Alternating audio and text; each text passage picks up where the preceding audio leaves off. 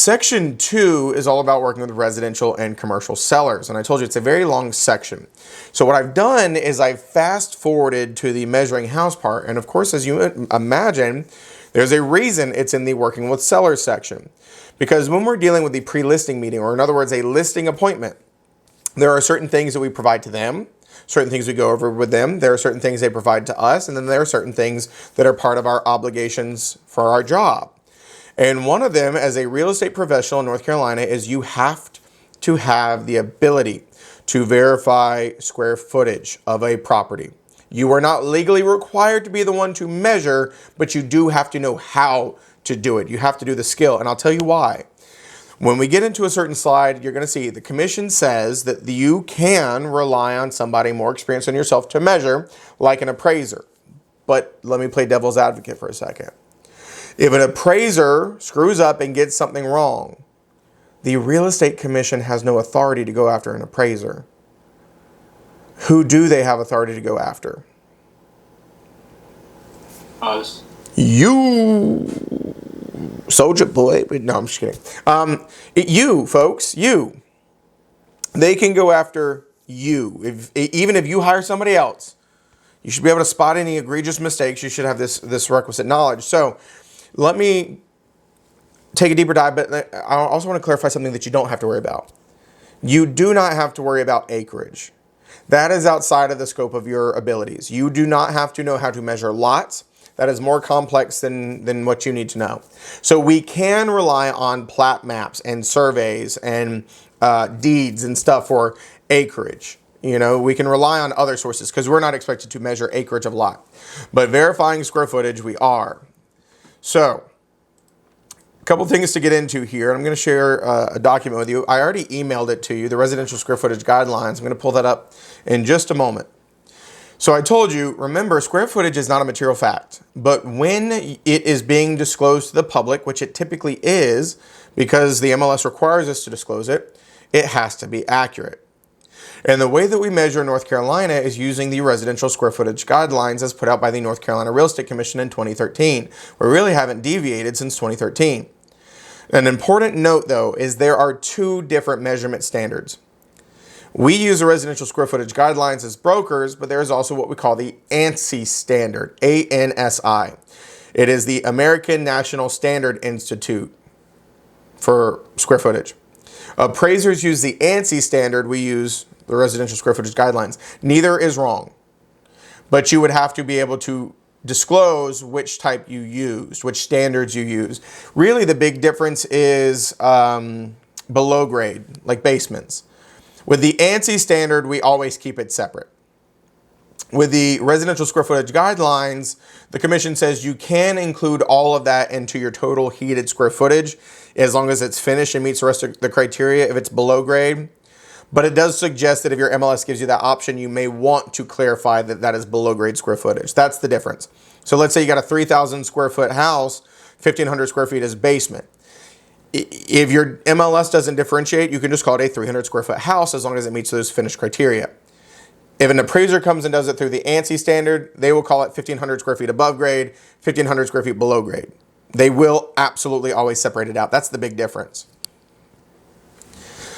So understand, folks, that this is based off of exterior measurements outside your house. Okay, so when you are measuring a house, you are measuring up along your, stucco, your hardy plank, your masonite, your vinyl, your brick, your stone, whatever your siding is. That's what you're measuring against. Okay, it is never based off of interior measurements. It's based off of exterior. Now, if and only if you needed to measure from the inside, you would have to add 6 inches to compensate for that. So let me give you an example. If we're basing this off of exterior measurements, and you've got basically a ranch, but you got that frog, right? That finished room over garage. So you've got one room upstairs. It wouldn't make a whole lot of sense to climb on a ladder and measure outside of that bonus room, would it? What was probably going to be easier is to go inside that bonus room and measure the dimensions. And then you would just add 6 inches to compensate. Because what would you not account for if you measure from the inside? The sheetrock, the studs, the insulation, the outer board, the sheathing, and the siding. So you add 6 inches to make up for the fact that you had to measure inside. But that's if and only if it's not practical or possible to measure from the outside. Otherwise, it's always based off of exterior measurements. So I'm going to pull up the residential square footage guidelines and kind of move away from the slides for a second. Now, I'll show you in the same area where we've been looking on the Real Estate Commission's website.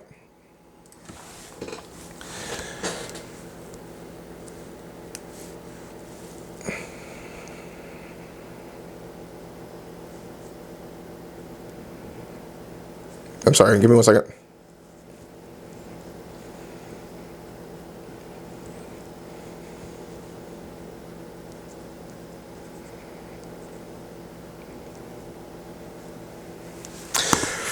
So in the same area, when you go to publications on the Real Estate Commission's website,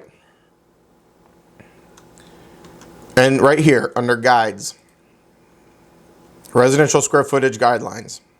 So I already gave you a PDF attached to the email that I sent you out, so you already have it. You can always find it here. This is what you will use to do your homework assignment, okay? And so let me zoom in here and point out some big items and start talking about the methodology so you have a basic understanding. As you get into the introduction, it just kind of explains the different standards, the commission guidelines versus the ANSI standard. And so there are 3 criteria outlined in order for it to be called finished heated living area in North Carolina. The first one is heated. Heated by a permanent heat source. Heat pump, central air, solar, furnace, baseboards, things of that nature. Fireplaces do not count. Portable heaters do not count. A mini split would, if it was sufficient to heat. Basically, the way that they look at it is it has to be able to heat it to at least 60 degrees when it's like 20 degrees outside or less, okay? Or 20 degrees in general. So heated by conventional heating system or systems, forced air, radiant, solar, etc., that are permanently installed in the dwelling, not a portable heater or fireplace, which generates heat sufficient to make the space suitable for year-round occupancy. Okay? So heated. Folks, AC is not required in any way, shape, and form. It is what it is. So arguably it can be called heated living area as long as it has a heat source. If it doesn't have AC, who cares? I mean, I care. I'm not buying it if it doesn't have AC personally. I'm a big old man. I need some air conditioning, all right? But you get what I'm saying. Like, it's not required for this criteria. So criteria 2 is finished. And when I say finished, we mean like finish as the rest of the house. So normal finishing practices, drywall, sheetrock, paneling, carpet, hardwoods, tile, things of that nature. It has to be similar to the rest of the finishes in the house.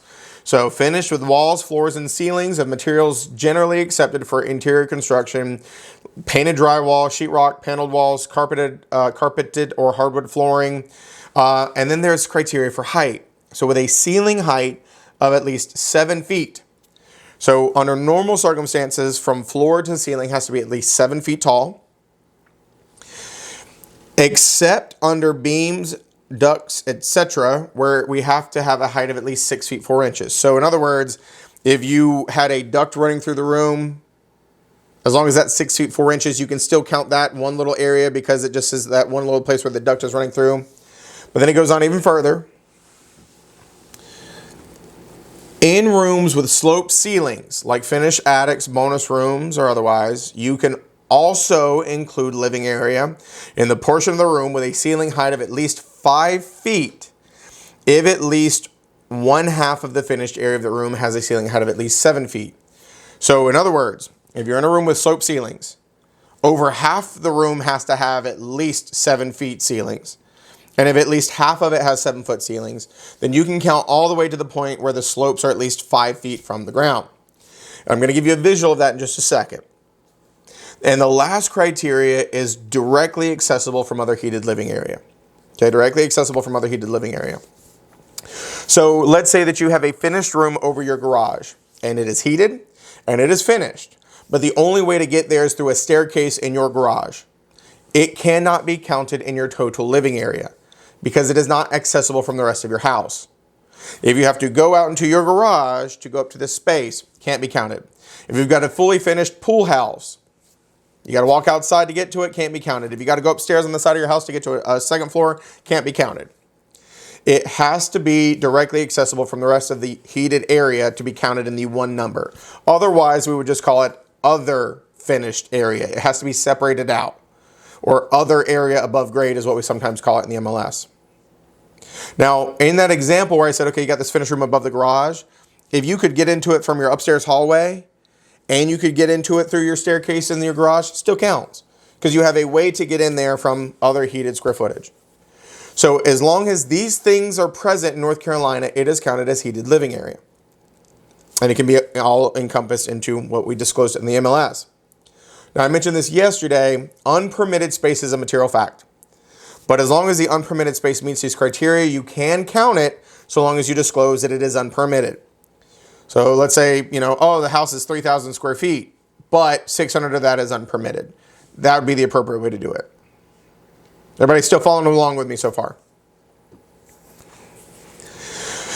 Let me give you a real quick visual of the slope ceilings. I'm kind of skipping around here, but I want you to see this.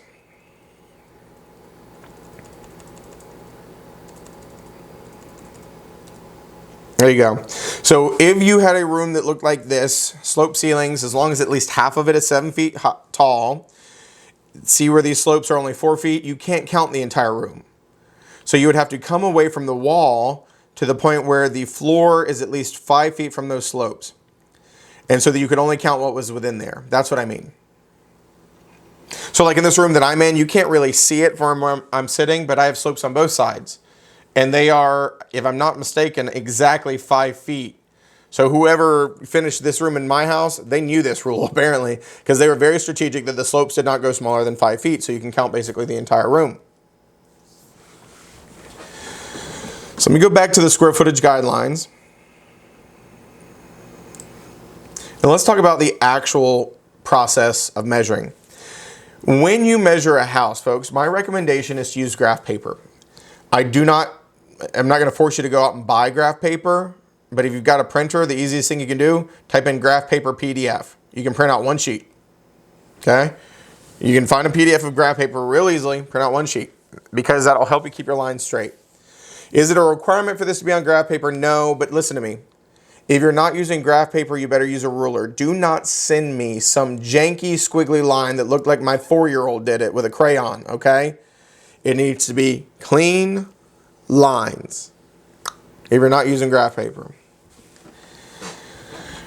So let me show you a house here, okay? Now this book has a lot of really good examples of different styles of houses, and understand that if I answered every question about every style of house, you would never get out of here today.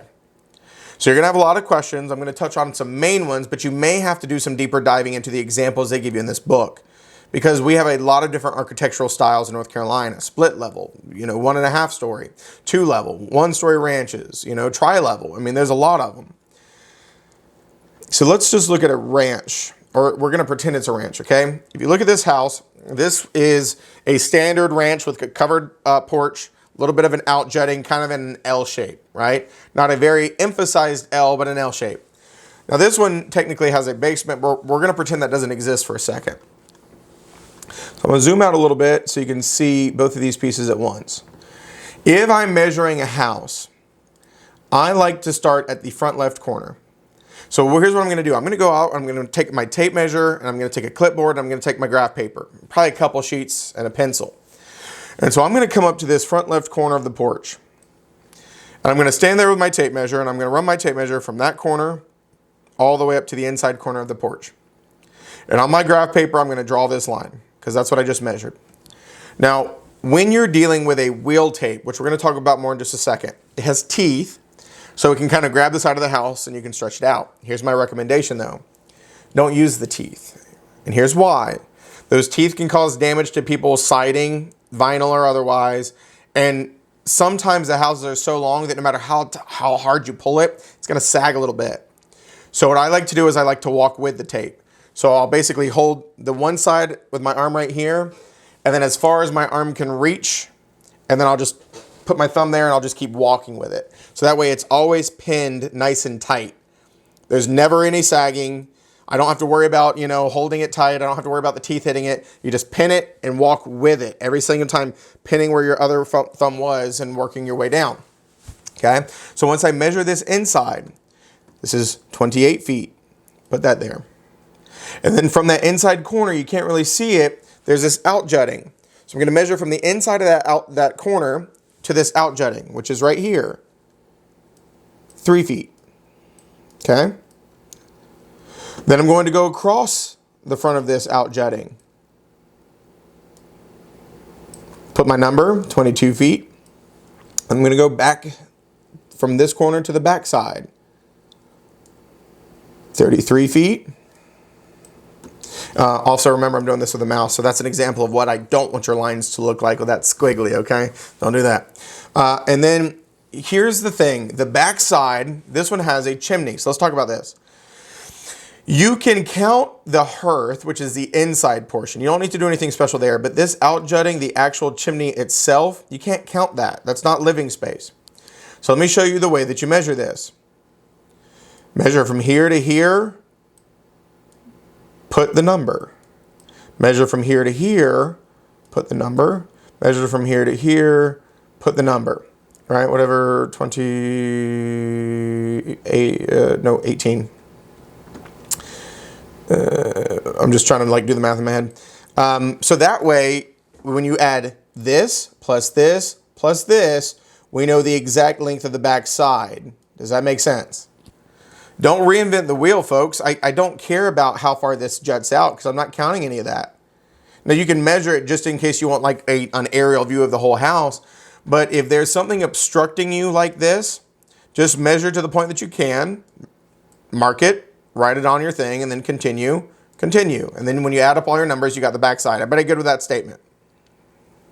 Okay? Seth, just a question. Because that fireplace, the way that it extends outward, why would you have to make any compensation for it? Couldn't you just do the 50 feet along the back? Yeah, but you've got to think about yourself outside the back of the house, Steve. You're going to be walking with that tape measure and you're going to hit a brick wall. It's not like you can drag the tape measure around this and then keep going. That's not going to give you accurate measurements. I see what you mean. Yeah. I mean, if you could pass through walls, right? And so that's why, from a practical point of view, if you were standing there, you're going to slap it, right? You're going to be, oh, nope, I'm stuck. And so that's just an easy way to kind of work around it without having to, overthink it. So that's where you just, go to that inside corner, mark your number. From here to here, mark your number, whatever it is, and then from here to here. And when you add those three together, you've got the linear backside. Yep.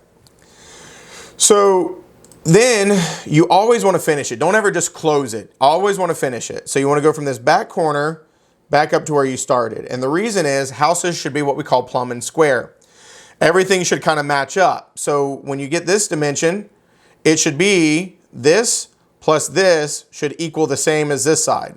Okay, plumb and square. So you kind of finish the box to make sure that you've got these checks and balances in place. What you got, Sasha? So by measuring the back side, you said the 50 inches, right? But you are counting the fireplace. Again, both the measurements should come same, right? It should be 50, right? 20 plus 2 plus whatever the remaining. Hold on. I'm sorry.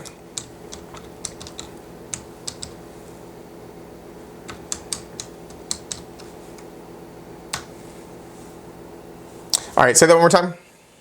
So you are measuring the back side, right? Near to the fireplace or the chimney? Mm-hmm. So you're saying that these added together should equal that backside? No. You mentioned that 50 inches, right? Yep. The complete 50 feet. 50 feet.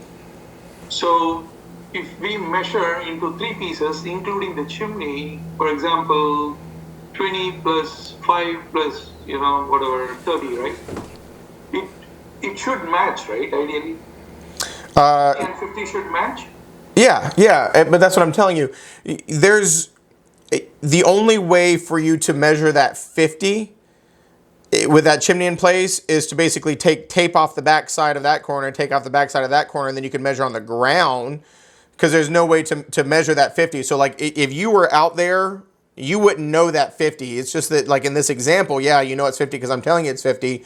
So as opposed to having to tape the ground, put a stick, measure, do something like that, the way that you find it when you've got this block is those 3 sections. So here, here, here, because you're measuring that one side. However you do it is fine with me. Because like I said, you could either measure those 3 pieces, add them together, or put a stick off the back corner, put a stick off the back corner, and then measure from stick to stick and get your 50. Either one is fine. Got it. Yeah, yeah. So when you close it up, you've got a box here, okay? Now, folks, here's the thing. This is where math comes into this, okay? You've got to find the area. And I know some of you throw up in your mouth when I say the word math.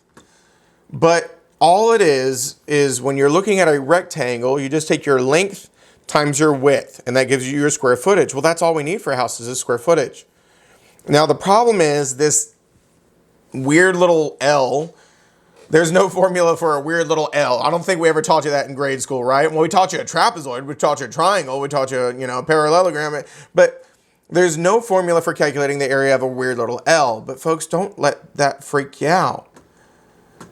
If you were to draw a line from here to here, you no longer have a weird little L. You have 2 rectangles. And the area of a rectangle is just length times width. Now, I'm going to be completely honest with y'all. And you're about to find this out, okay? Some of you are not going to have what I like to call good spatial reasoning. I have been teaching this for years, folks, and there are some people who have good spatial reasoning and awareness and some people who do not. And you're about to figure out which one you are in the very near future. Just don't forget homework. Yeah. In the very near future, okay? Because some of you are going to be dealing with these scenarios that I'm about to give you, and you're going to be getting them wrong and wrong and wrong and wrong and wrong. And I can't help you. There are some people who are good at figuring this out, and there are some people that are not. And it's all about your perception of things. So let me show you this. If we broke this into 2 different rectangles, now all we have to do is say, okay, well, this one is a 50 by 30 rectangle. Folks, it is a 50 by 30 rectangle. Why? Because you cut 3 feet off of here, because it's 3 feet there, it's 3 feet there. This total piece was 33. Do not try to use 33 for that rectangle. Does that make sense? So let me get my calculator out and show you. Now, these are not terribly hard numbers to math out, but I just want you to see it. So 50 feet times 30 feet gives us 1,500 square feet, but that's not the answer.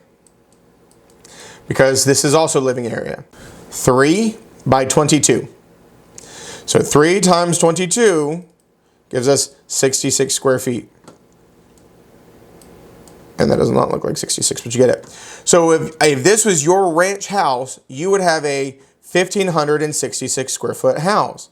Because you got 1,500 plus 66 for 1,566 square feet. If this was just a ranch style home. There's your measurements. Does this make sense? The problem is, as I mentioned, some people have much better spatial awareness than others. And some people have way more confusing houses than others. But the methodology is this straightforward and this simple.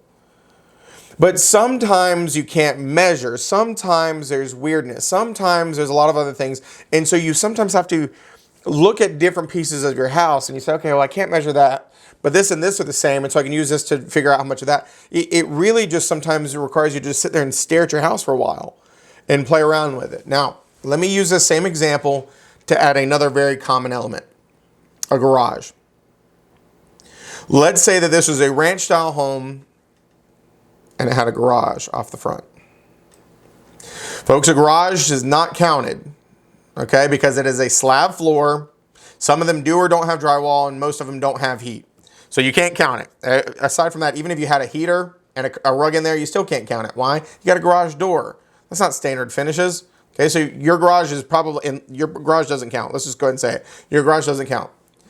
So what you would do is you would do everything that I just did to get 1566, but that's not your answer. So let's say that you had a 20 foot by 22 foot garage. You would need to come in and you would need to figure out your square footage of your garage and subtract that out. So 20 foot garage times 22 foot garage, right, is 440 square feet in your garage. So you need to subtract that out. So in living area, you would have 1566 minus your 440 square foot garage. Your living area for that example would be 1,126. Now, let me explain to you how you figure out your garage, because some people always ask. If you have indicators, you could just measure from the outside of your garage. But a lot of times, if you're looking on the back side of your house, there's nothing telling you where your garage ends, especially if you have living area behind it. So here's what you do. You come inside your garage, and you put your tape measure up to the back side of it, measure from the back side up to this side, and add 6 inches here. Because that's an exterior wall, and you just measured from the inside. Measure from the back side of this wall to this side, add 6 inches here. Because you just measured to an exterior wall. And so now you know the exact dimensions of your garage, assuming that you have a square garage. If you do not have a square garage, you're of course going to have to break it into different pieces and calculate it that way. I'm going to pause for a second because I'm sure there's already some questions. I got lots more to cover, but we'll start answering questions here.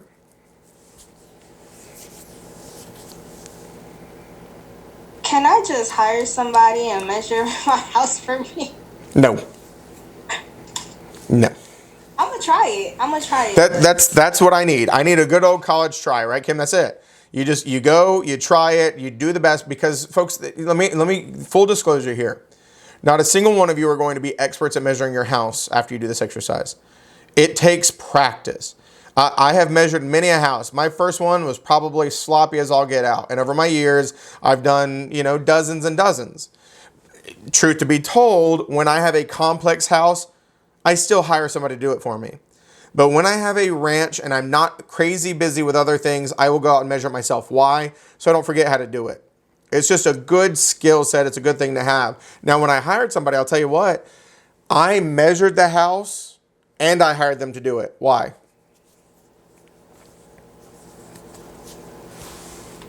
To double check.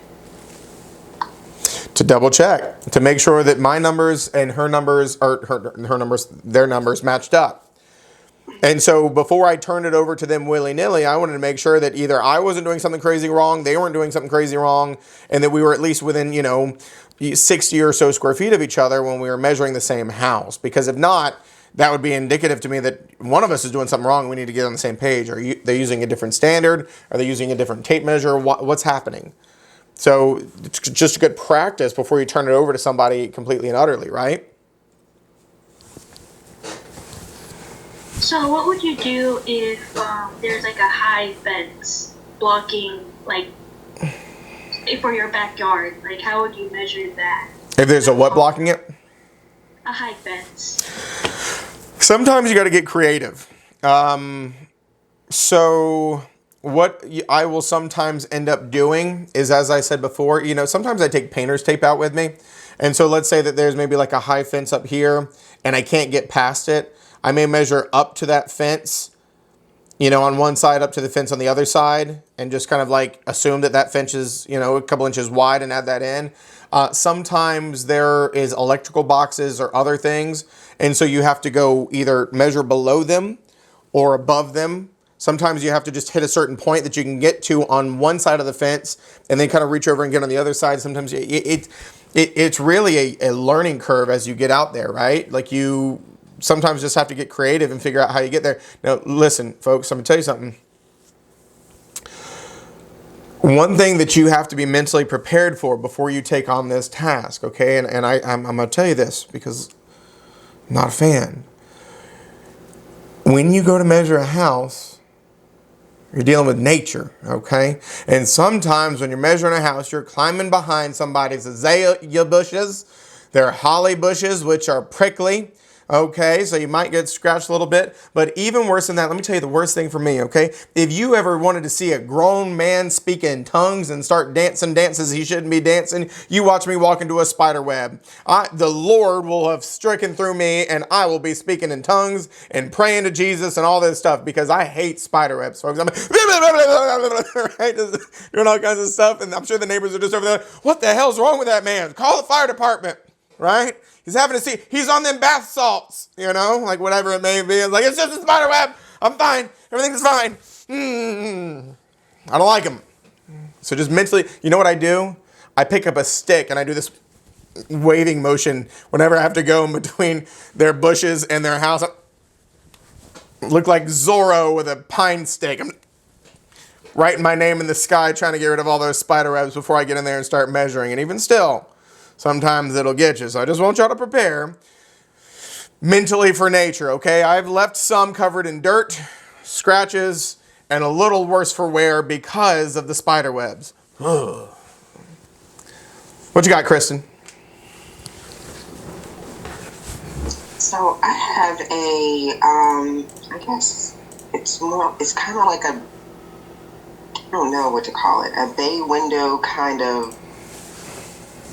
It's not really a bay window. It's a room that has 3 windows, but they're all kind of almost on a half hexagon. Like if you think about half of a hexagon. Yep, let's do it. I got you. You ready? Yep. Let me show you a bay window because it's the same concept, okay? So I have that example in here. Here you go. Bay window, half hexagon. Ready? Folks, there is a name for this geometric shape that you learned back in grade school. Who remembers? What is this called?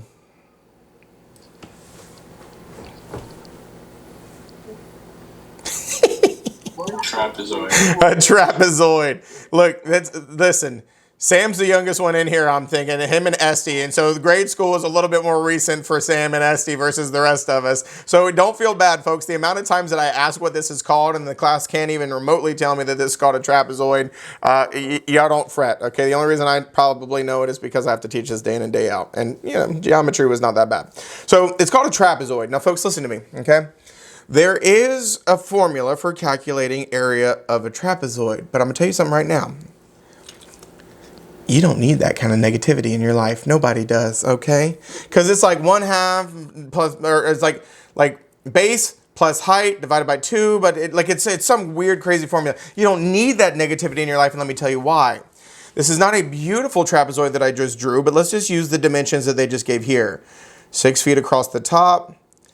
Let's see, 4 feet is the depth right here. And then this piece from here to here is 3. Now, there is a formula which is way more straightforward for area of a triangle. And that is 1/2 base times height. In other words, base times height divided by 2. Let me show you why that works, folks. What is the area calculation for a rectangle? What did I just tell you? The formula, what is it? Length times width. So width times length would give me area of a rectangle. Well, watch what happens if I draw a line from here to here. What did I just get? You got a triangle. I got 2 triangles. Equal triangles. Do not overcomplicate triangles, folks. It is the same as basically saying length times width divided by 2 because you're just finding half of a rectangle. So if you look right here, this trapezoid may be intimidating, but what you really have is a rectangle and 2 triangles. This rectangle is 6 by 4. So 6 times 4 for this one rectangle gives us 24 square feet for that rectangle. And then we got triangle 1, triangle 2. Now, if you've got good spatial awareness and you've got good mathematical prowess, all you really need to know is if you do base times height, you've got your area of both of them combined. Or you can look at them separately. So this one triangle has a base of 3 times a height of 4. We could just say 12 because that's like saying this triangle and this triangle. But in order to not confuse you, let's cut it in half. Divided by 2. That means this triangle is 6 square feet. This triangle is 6 square feet. So the answer to this bay window is 36 square feet. 24 plus 6 plus 6.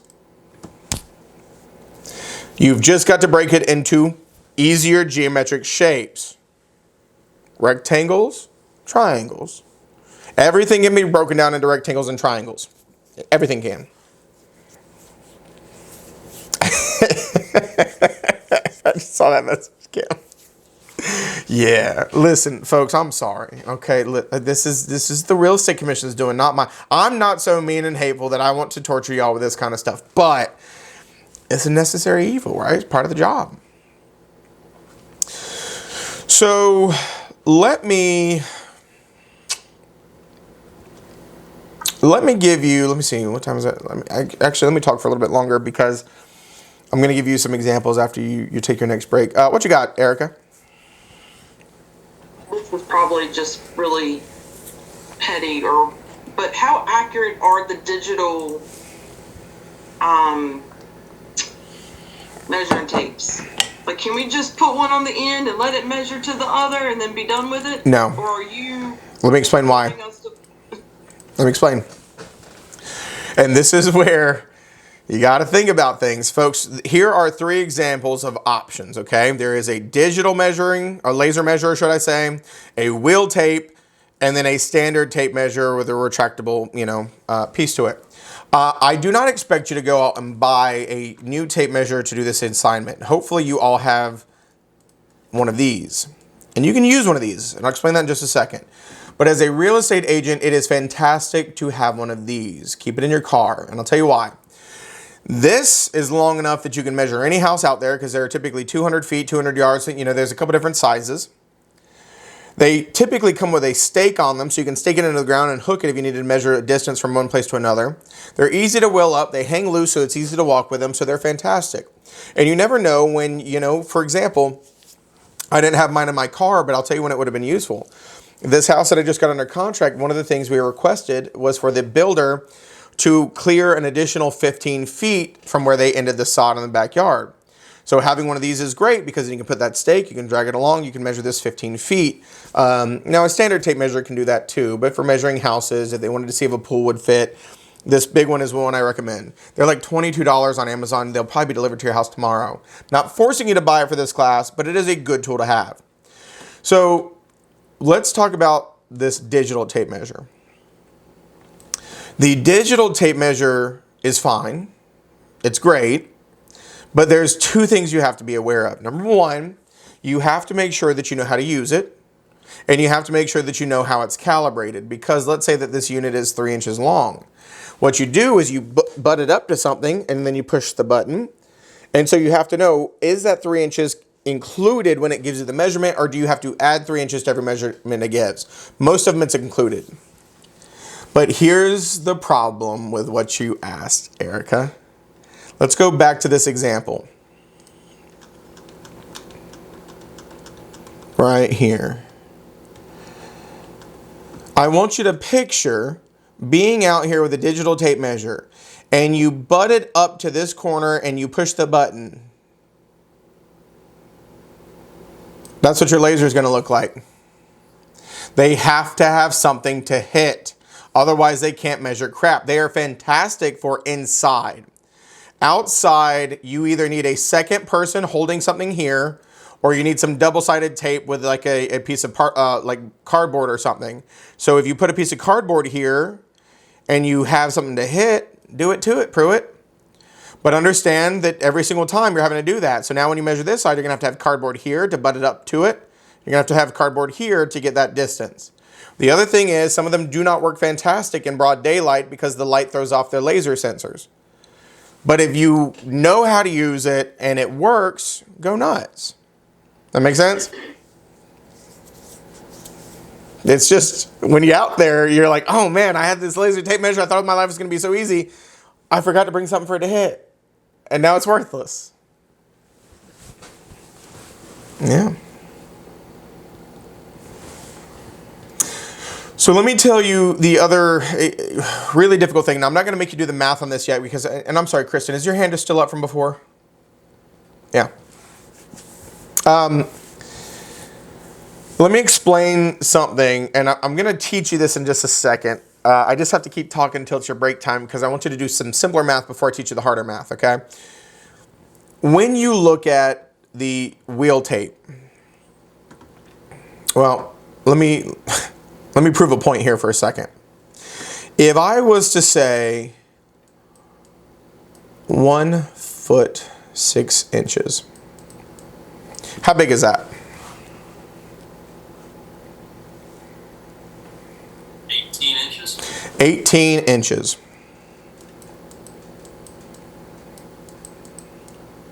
If I was to say 1.6 feet, how big is that? Same. No. 1.6 feet. Oh, that's different. It's different because our decimals are on a 10th scale and feet are on a 12th scale. You need 12 inches to make a foot. Folks, look at this. If 12 inches is a foot times 1.6 feet is 19.2 inches. They are not the same. So 1 foot 6 inches is what we call a standard scale, feet in inches. 1.6 feet is called an engineer's scale because we are using percentages of a foot. That is 60% of a foot. 1.60% of, so like a whole foot and then 60%, which is why it is larger. Now, please understand that you can do either, but you pick one and you stick with it. If you switch back and forth, your numbers will be wrong. And on those wheel tapes, on one side it's standard, on the other side it's engineers. So you can say 22.8 feet, 32.5 feet, the whole way around as long as you stick with engineer scale. But don't on one side say 22.1 feet and then turn around and say 32 and 17 inches. Don't do that. You've got to pick one and stick with it. Otherwise, your numbers will be wrong because they are not apples and apples. Does this make sense? Isn't this fun?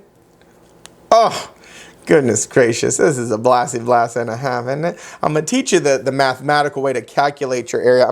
Folks, I am a firm believer of work smarter, not harder. So I'm going to teach you the easiest way to calculate your square footage without stressing yourself out in the math portion. But I need to teach you a couple more things before we get there, which is why I like to start this around the time that we did, right? We need a couple hours to really make sure you're feeling comfortable before I, formally assign the homework and before the class ends.